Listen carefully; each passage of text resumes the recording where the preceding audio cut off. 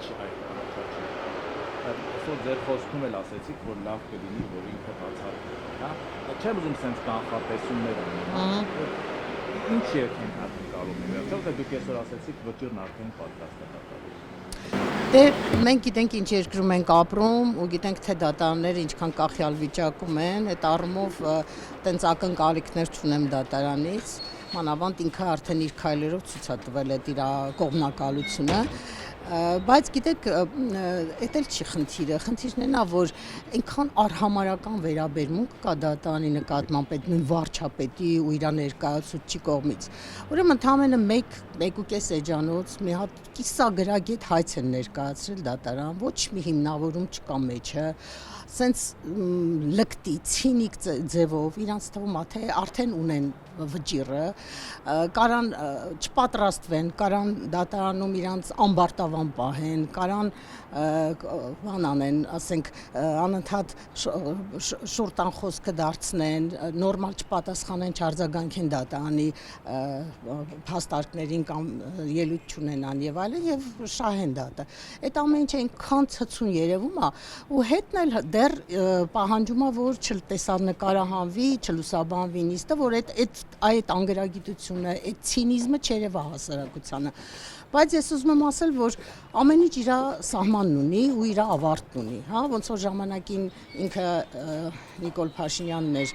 խմբագիր եւ իր նկատմամբ հայցեր էին ներկայացնում եւ այնտեղ չէին էլ նայում ով է ճիշտ ով է սխալ, իր դեմ վճիռներ էին կայացնում։ Հիմա ինքը փորձում է անի նույն բանը լրատվամիջոցների նկատմամբ, բայց դա էլ է ավարտ ունենալու, որովհետեւ տենց չի, որ ամեն ինչ կարելի է երկիրը հասցնել այս վիճակին, կարելի է եկեղեցու դեմ արշավ սկսել, կարելի է քաղբանտարկյալներ ունենալ, կարելի է լրատվամիջոցների նկատմամբ հայցեր ներկայացնել եւ շարունակել պաշտոնավարել, հա, այս երկրում չի լինելու։ Ես կարծում եմ, որ շատ կարճ ժամանակ է մնացել եւ իրենց շտապողականությունը նաեւ դրանով են բացատրում, որովհետեւ այո, հունիսին ընտրություններ են եւ հայտնի չի իրենց ճակատագիրը ինչա լինելու այս երկրում։ Դատարաններում նաեւ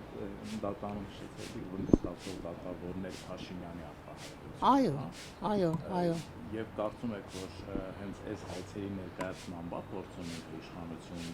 կարգի դատավորների։ Ոչ միայն հայցերի, իրենք ամեն գնով, ամեն ձևով իրենք ինչ արեցին, լավագույն դատավորներին հեռացրեցին համակարգից, փոխեցին ամբողջ Վճռաբեկ դատարանի կազմը, դարձրեցին այնպիսին, որ այն ներքևի ատյաններում ինչ ուզում ա որոշեն, վերջին ատյանը կատարում ա հլու հնազանդ իրենց հրահանգները, բոլոր հնարավոր ձևերով իրենք դատական իշխանությունը ստրկացրել են, ոչնչացրել են, դարձրել են իրենց կից կառույց, որը ոչ մի ինքնուրույնություն չի դրսևորում։ Բայց ես ուզում եմ ասել,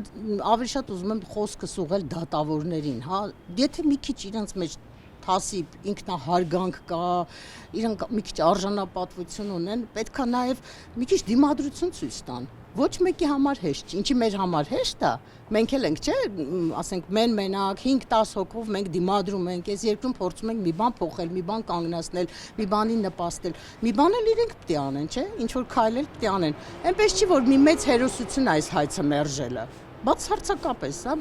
փոքրիկ հասարակ մի հատ բան է եւ ես վստահ եմ, որ ոչ մի հետևանք չի ունենալու այս դատավորի համար այդ հայցի մերժումը։ Բայց այդ որ ասում է սատանան ավելի սարսափելի է, քան իրականում կա, այդ վիճակն է, էլի, իրենք այդ վախը իրենց մեջ նստած է։ Իրենց թվում է թե ամեն մի փոքրիկ ընդվզում կարա հանգեցնի պաշտոնից զրկվելու կամ չգիտեմ ինչ պատժամիջոցներ են, բայց այդպես չի։ 1, 2, 3 որ սկսեն դիմադրություն ցույց տալ,